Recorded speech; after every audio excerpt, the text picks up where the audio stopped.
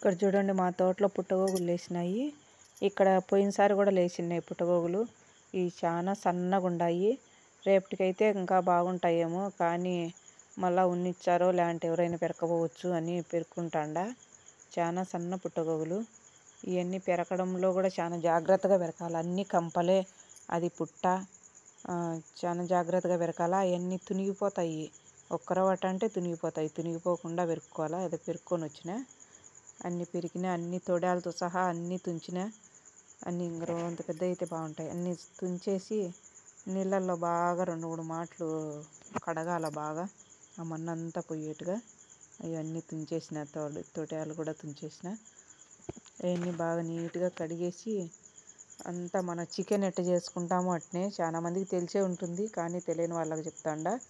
ఇవన్నీ కడిగి వడేసుకునే. చూసేదానికేమో అన్నీ అవుతాయి, కానీ ఈ నీళ్ళల్లో అందుకు కడిగినాం కదా బాగా. ఈ కూర చేసే మటుకు తక్కువే అవుతాయి, ఇంకా తగ్గిపోతాయి. అన్నీ కావు, అన్నీ ఉండవు. అని కట్టెల పొయ్యి మీదనే నేను మంటి కుండలో కట్టెల పొయ్యి మీద చేస్తాను. అంతా మనం చికెన్ చేసినట్టే చేసుకోవాలా.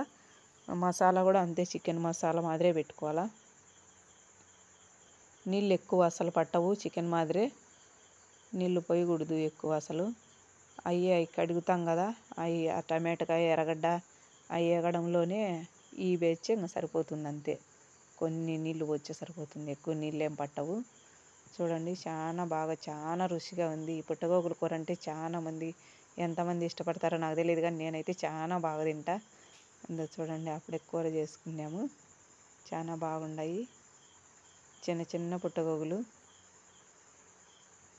బాగున్నాయి చూడండి.